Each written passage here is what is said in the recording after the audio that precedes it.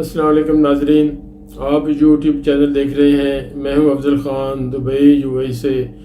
جی ویور، آج جس ولاگ پہ میں ریئیکشن ویڈیو بنا رہا ہوں، یہ محمود غزنوی، یہ اصل میں ترک نسل جرنیل تھے، اور اسلامی تاریخ میں جب تک دنیا رہے گی ان کا نام رہے گا، اور سنہری الفاظ میں لکھا گیا ہے اور لکھا جاتا رہے گا۔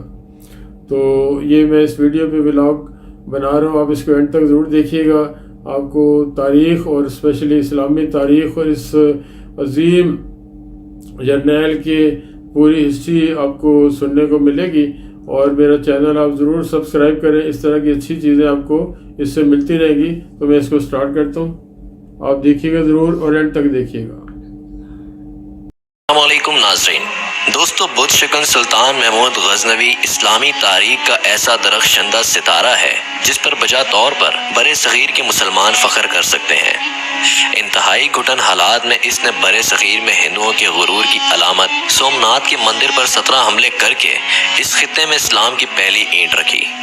متعصب ہندو اپنی تاریخ کی کتابوں میں محمود غزنوی کو ایک ڈاکو اور لٹیرے کے طور پر پیش کرنے کی کوشش کرتے ہیں، حالانکہ اس کے پیش نظر مال و دولت سے کئی زیادہ اہم اسلام کی ترویج تھی۔ ان کی زندگی کا باریک بینی سے جائزہ لینے کے بعد یہ حقیقت ہم پر بآسانی واضح ہو جاتی ہے، لیکن چونکہ آج کل ہم اپنے ہمسائے ملک بھارت سے دوستی کی پیشکش بڑھانے میں مصروف ہیں، اسی لیے ان کی پسند کا ادب اپنی ویڈیو میں شامل کر رہے ہیں۔ ایک سازش کے ذریعے معاشرتی علوم، تاریخ اور جغرافیہ سے برے صغیر میں مسلمان ہیروز کی تاریخ حذف کی جا رہی ہے، جو بہت خوفناک رجحان ہے، کیونکہ اس سے ہماری نوجوان نسل اپنے ہیروز کی محنت و کامیابی کو فراموش کرتی چلی جائے گی، اور ہمارے ہمسائے ملک کی تہذیب و ثقافت کے بھی غالب آنے کا امکان ہے۔ ہمارے نام نہاد دانشور پہلے ہی بھارتی مورخین کا حوالہ دیتے نہیں تھکتے۔ ایسے میں ضروری ہے کہ سلطان محمود غزنوی جیسے نڈر، بے باک اور حوصلہ مند غازیوں کے کارناموں کو عوام کے سامنے لایا جائے۔ ہندوستان کو انتقامی یا انسانی بنیادوں پر تقسیم نہیں کیا گیا، بلکہ مذہب، زبان اور تہذیب کی بنیاد پر دو ملک وجود میں آئے۔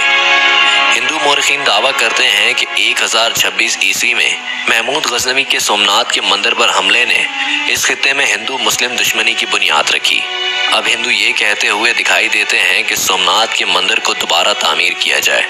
برہمنوں نے محمود غزنوی سے استدعا کی کہ اس بت کی حفاظت کرے، جس کے عوض اسے بہت زیادہ دولت دی جائے گی، تو اس نے یہ کہہ کر یہ آفر کو ٹکرا دیا کہ وہ بت شکن ہے، بت فروش نہیں۔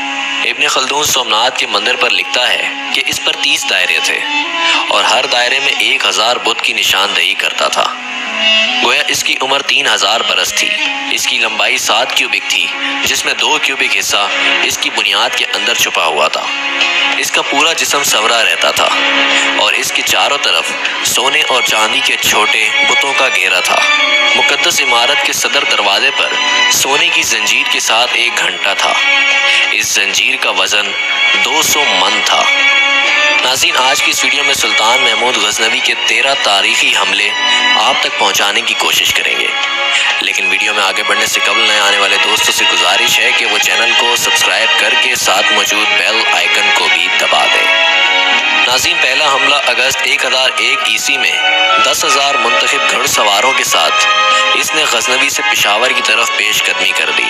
یہاں پر لاہور کا راجہ جے پال 12,000 گھڑ سوار اور 30,000 پیادہ فوج اور 30,000 ہاتھیوں کے ہمراہ اس کے مقابلے میں آیا۔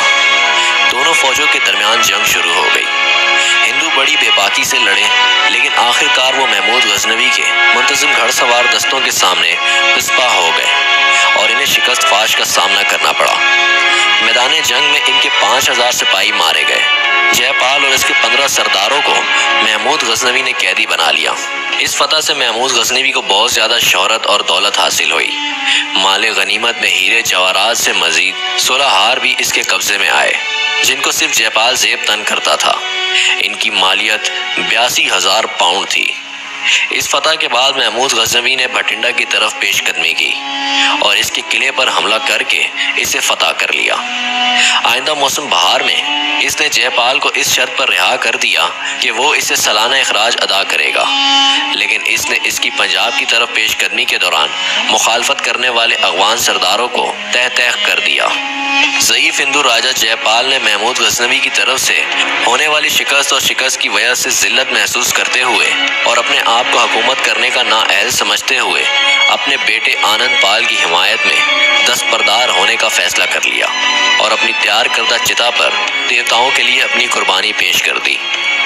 ناظرین، دوسرا حملہ محمود غزنوی نے 1004 عیسوی میں سیستان میں ایک فوجی مہم سے واپسی آنے کے بعد یہ دیکھا کہ ہندوستان سے خراج مکمل طور پر ادا نہیں کیا گیا۔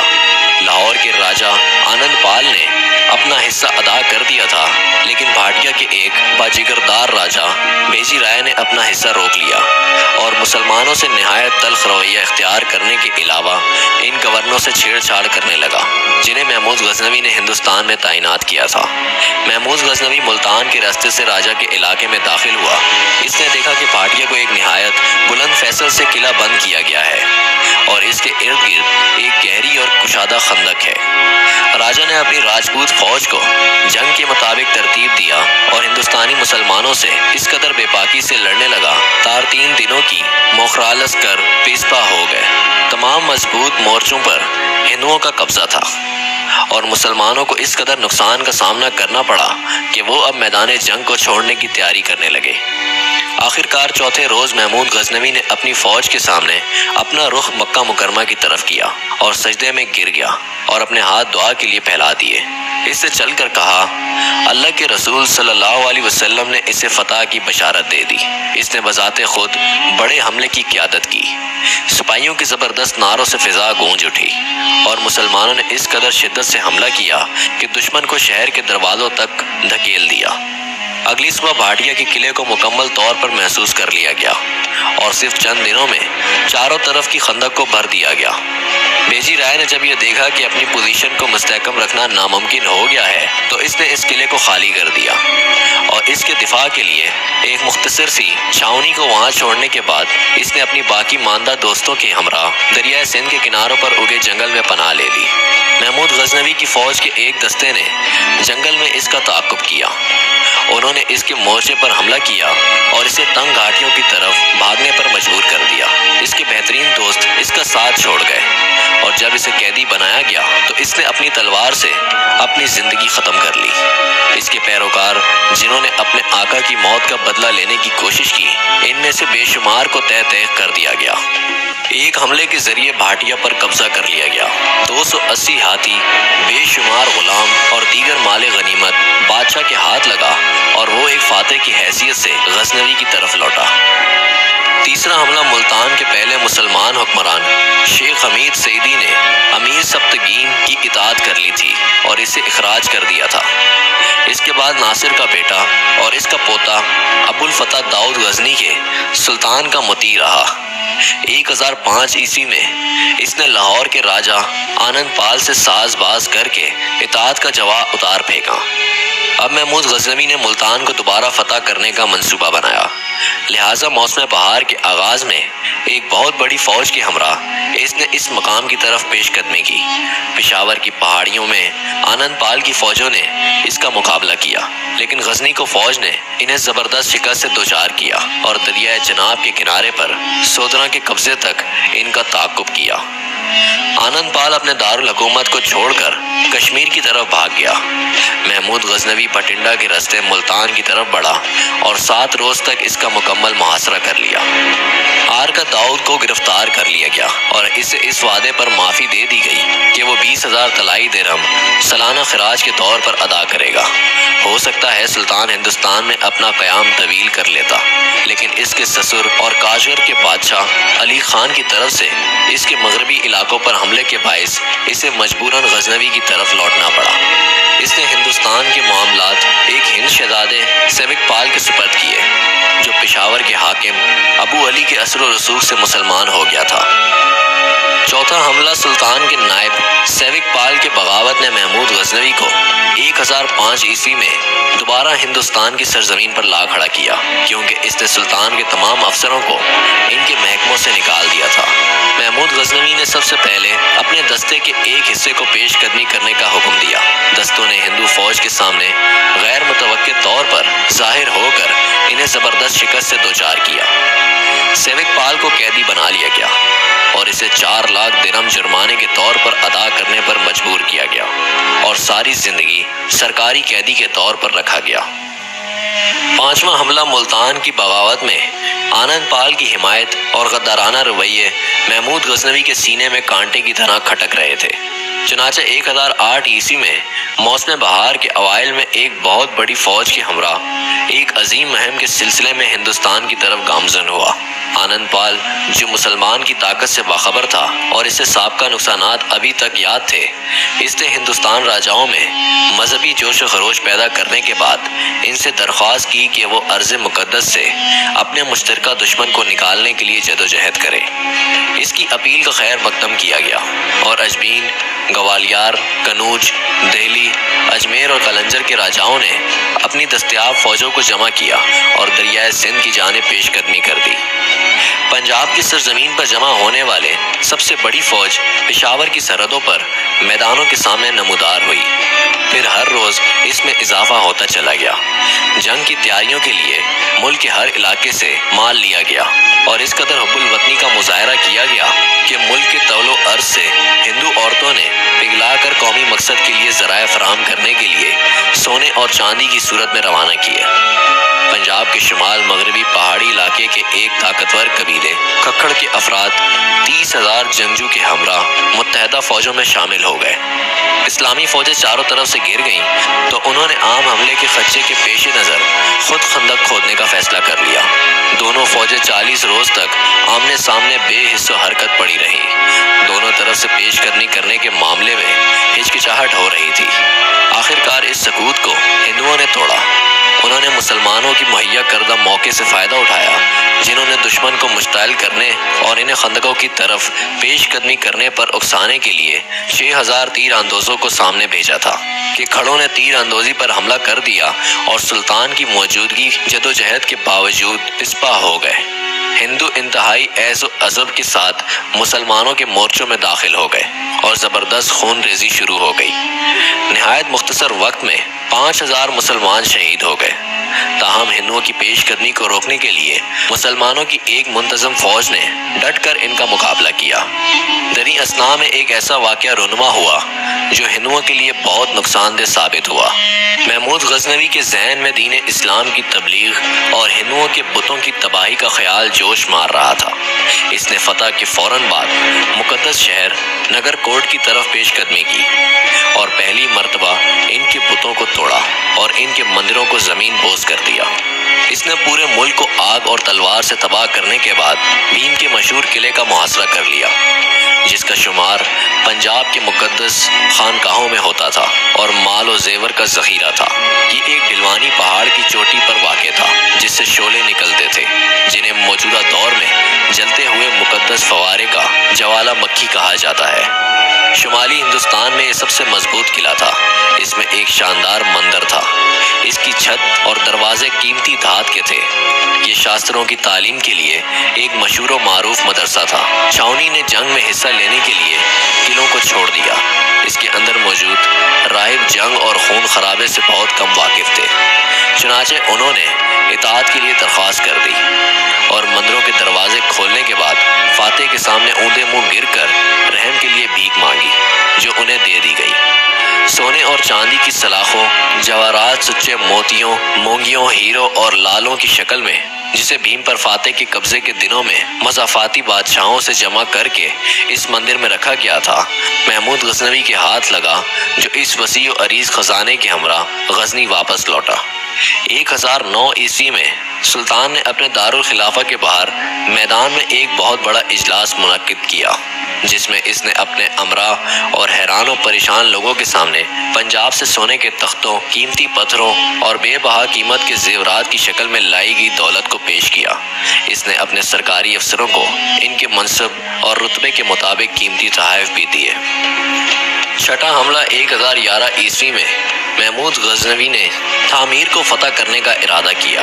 ہندو اس کا اسی طرح احترام کرتے تھے جس طرح مسلمان مکہ مکرمہ کا کرتے ہیں۔ آنند پال نے بے سود ہی بادشاہ کو تعزیر کے خزانے پیش کیے اور اس سے وعدہ کیا کہ شاہی خزانے سے ہر سال اسی قدر ادا کرے گا اور اس کی مہم پر اٹھنے والے جملہ اخراجات کی ادائیگی کرے گا۔ اس کے علاوہ 50 ہاتھی اور نہایت پیش قیمت تحائف پیش کرنے کا وعدہ کیا، لیکن محمود غزنوی نے سارے ہندوستان سے بت پرستی کو جڑ سے اکھاڑ پھینکنے کا تہیہ کر رکھا تھا۔ اس نے اس پیشکش کو ٹھکرا دیا اور شہر پر قبضہ کر لیا۔ ان کے بڑے بڑے عظیم و شان مندروں کو تباہ اور بتوں کو پاش پاش کر دیا۔ ان بتوں میں سے سب سے اہم بت کو جگسوم کہا جاتا تھا اور اس کے بارے میں ہندوؤں کا عقیدہ تھا کہ یہ روز تخلیق سے موجود ہے۔ اسے بے شمار ٹکڑوں کی صورت میں غزنی، مکہ مکرمہ اور بغداد روانہ کر دیا تاکہ گلیوں میں پاؤں تلے روندا جائے۔ کہا جاتا تھا کہ محمود غزنوی نے اس موقع پر 2 لاکھ قیدی غزنی روانہ کیے۔ اس دفعہ بہت سا مال غنیمت بھی حاصل کیا گیا۔ 7واں حملہ 1013 میں محمود غزنوی نے ایک بہت بڑی فوج کے ہمراہ بلوات کے پہاڑ پر واقع نندونا کے خلاف پیش قدمی کی اور پھر حملے کے بعد چھاونی کو ہتھیار ڈالنے پر مجبور کر دیا۔ آنند پال کے بیٹے اور جانشین جے پال دوئم نے جب یہ محسوس کیا کہ وہ سلطان کا مقابلہ کرنے کے قابل نہیں ہے تو اس نے اپنی فوج کے ہمراہ کشمیر کا رخ کیا۔ محمود غزنوی نے پہاڑی علاقے میں ایک حاکم کو تعینات کیا اور بغیر کوئی دقیقہ فروگزاشت کیے کشمیر کی طرف روانہ ہوا۔ اس پر لاہور کے راجہ نے صوبے کو خیر آباد کہا اور پہاڑوں کی طرف فرار ہو گیا۔ محمود غزنوی نے کشمیر کی تمام عظیم و شان دولت کو لوٹ لیا اور وہاں کے باشندوں کو دین اسلام قبول کرنے پر مجبور کر دیا اور لوٹ مار کے بیشبا قیمتی سامان کے ساتھ اپنے دارالخلافہ کی طرف لوٹ گیا۔ 8واں حملہ 2 سال بعد سلطان نے چند باغی سرداروں کو سزا دینے اور چند قلعوں کو فتح کرنے کے لیے جن پر گزشتہ مہم کے دوران حملہ نہیں کیا گیا تھا دوبارہ کشمیر کا رخ کیا۔ ان میں سب سے اہم لوکوٹ کا قلعہ تھا جو اپنی بلندی اور مضبوطی کے لیے بہت مشہور تھا۔ موسم گرما کے دوران اس مقام کو فتح کرنے کے لیے سلطان کی تمام کوششیں ناکام ہو گئیں اور موسم سرما شروع ہونے پر سلطان کو اسی مہم کو ترک کر کے مجبور ہو کر غزنی واپس جانا پڑا۔ 9واں حملہ 1017 عیسوی کے موسم بہار میں سلطان 1 لاکھ گھڑ سوار اور 20,000 پیادہ فوج کے ہمراہ کنوج کی طرف بڑھا۔ اس نے کشمیر کے شمالی پہاڑوں کا رستہ اختیار کیا۔ کنوج کا راجہ بڑی شان و شوکت اور جاؤ جلال کا حامل تھا، لیکن دفاع کے لیے پوری طرح تیار نہ ہونے کے باعث اس نے امن پر صلح کر لی۔ اس کے بعد اس نے میرٹھ کی طرف پیش قدمی کی۔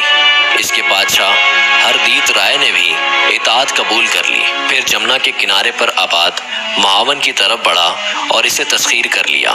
راجہ کیل چند نے مایوسی کی حالت میں اپنے بیوی بچوں کو قتل کیا اور اس کے بعد اپنی تلوار کی نوک پر اپنی جانب کر کے اپنا خاتمہ بھی کر لیا۔ تب اس نے متھرا کے بہترین شہر کی طرف رخ کیا۔ وہ کرشن باسیوں کے لیے وقف تھا۔ قلیل مزاحمت کا سامنا کرنے کے بعد اس نے لوٹ مار شروع کر دی۔ تمام بتوں کو یا تو پاش پاش کیا یا جلا دیا۔ زیادہ تر مندروں کو مسمار کیا اور سونے چاندی کی صورت میں بہت بڑا خانہ لوٹ لیا۔ محمود غزنوی 20 روز تک کنوج میں ٹھہرا۔ اس دوران شہر میں خوب آتش زنی اور غارت گرمی کی گئی۔ چند چھوٹے راجاؤں کو مطیع کرنے کے بعد سلطان لوٹ مار کی دولت اور بے شمار قیدیوں سمیت غزنی کی طرف لوٹا۔ اس کی فوج نے اپنی طرف سے جو لوٹ مار کی تھی وہ سرکاری خزانے کی لوٹ مار سے کسی طرح بھی کم نہیں تھی۔ محمود غزنوی ہندوستان میں اپنے قیام کے دوران ہندوستان کے فن تعمیر کی خوبصورتی سے بڑا متاثر ہوا۔ اپنی دارالخلافہ میں پہنچنے کے بعد اس نے وہاں پتھر اور سنگ مرمر کی ایک شاندار مسجد تعمیر کرائی۔ اس نے اسے قالینوں، فانوس اور سونے چاندی کے ساز و سامان سے مزین کیا۔ وہ اسے آسمانی دلہن کہتا تھا۔ اس کے درباری امراء نے بھی اس کی تقلید کی۔ 11واں حملہ 2 سال بعد محمود غزنوی نے کالنجر کے راجہ ننند رائے کو مزہ چکھانے کے لیے دوبارہ ہندوستان کی طرف پیش قدمی کر دی، کیونکہ گزشتہ مہم کے دوران وہ سزا سے بچ گیا تھا۔ وہ اس کے خلاف خلاف لاہور کے راستے سے بڑھا اور گوالیار سے گزرنے کے بعد اس نے اس کے قلعے کا محاصرہ کر لیا، لیکن راجہ نے اطاعت کر لی۔ اس طرح وہ محفوظ رہا۔ ننند رائے نے بروقت اطاعت اور قیمتی تحائف پیش کر کے اپنے آپ کو آفت سے بچا لیا۔ انہیں قبول کر لیا گیا اور اپنے علاقوں کے قبضے پر بحال رکھا گیا۔ 12واں حملہ۔ محمود غزنوی کافی عرصے سے کاٹیاوار کے ایک ساحلی شہر سومنات کے مشہور و معروف مندر کی دولت اور تقدس کے بارے میں سنتا چلا آ رہا تھا۔ وہاں پر ہندوستان کے سبھی حصوں سے پجاری جمع ہوتے تھے۔ ہندوؤں کا عقیدہ تھا کہ سومنات دیوتا، جس کے نام پر یہ مندر مشہور تھا، اس کو تمام ارواحوں پر مکمل اختیار حاصل ہے۔ اس کے بارے میں اس عقیدے کا اظہار کیا جاتا تھا کہ وہ تمام تناخوں کو باقاعدہ بناتا ہے اور روحوں کو سزا و جزا دینے کی طاقت بھی اس کے پاس ہے۔ مندر بہت عالی شان تھا اور تمام پجاری اس کی بڑی تعظیم و تکریم کرتے تھے۔ اس پر سب بتوں کو توڑنے پر برہمنوں نے سلطان کے سامنے پیشکش رکھی کہ اگر وہ اس بت کو چھوڑ دے تو اسے بہت بڑی مقدار میں سونا دیں گے۔ حتیٰ کہ محمود غزنوی کے درباریوں نے بھی اسے مشورہ دیا کہ ایک بت کی تباہی سے بت پرستی ختم نہیں ہو سکتی، لیکن محمود غزنوی نے یہ بات کہتے ہوئے اس خیال کی تصدیق اڑائی کہ اگر اس کی دولت کی خاطر اس بت کو چھوڑ دیا تو آنے والی نسلوں میں اس کا نام بت فروش کے طور پر لیا جائے گا، جبکہ اس کا مقصد اس کے بجائے بت شکن کہلانا ہے۔ بت کو اسی وقت پاش کر دیا تو اس کے اندر سے اس دولت کی کئی زیادہ مالیت کے ہیرے جواہرات برآمد ہوئے، جس کی پیشکش رائبوں نے کی تھی۔ سومنات نے مختصر قیام کے بعد سلطان کے کچھ میں گنداوا اور شاندار شہر انل واڑہ کو فتح کیا اور اس ملک کے راجہ کو گجرات کی سلطنت عنایت کرنے کے بعد سندھ کے راستے سے غزنوی کی طرف لوٹ گیا۔ سومنات کی مہم اور گجرات کے مارکے میں 2.5 سال صرف ہوئے۔ ہندوستان کے لیے محمود غزنوی کی آخری مہم اور آغاز 1027 عیسوی میں ہوا۔ یہ مہم دریائے سندھ کے کناروں پر آباد جاٹ قبیلے کے خلاف تھی۔ انہوں نے گجرات سے واپسی پر مسلمانوں کی فوج سے چھیڑ چھاڑ کی تھی۔ ان قبائل کو تسخیر کر لیا اور اس کے بعد ہندوستان پر مزید کسی حملے کا ارادہ نہیں کیا۔ دوستو، سلطان محمود غزنوی کے تاریخی 13 حملے ہم نے آج کی ویڈیو میں آپ تک پہنچائے۔ امید کرتے ہیں آپ کو یہ ویڈیو پسند آئے گی۔ ویڈیو پسند آنے کی صورت میں ویڈیو کو لائک اور کمنٹ باکس کی صورت میں اپنی قیمتی رائے سے ضرور آگاہ کریں۔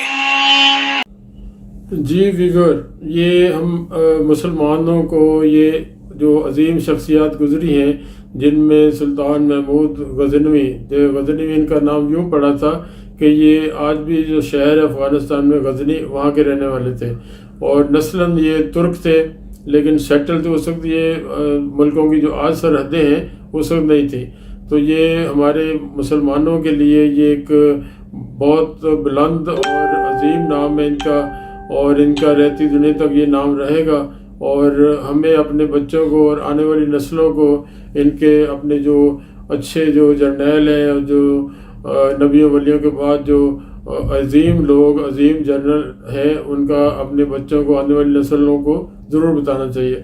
تو میری یہ کاوش آپ کو اچھی لگی ہوگی، اور میرا چینل سبسکرائب کریں، لائک کریں، شیئر کریں۔ ٹل دا نیکسٹ ویڈیو، السلام علیکم، خدا حافظ۔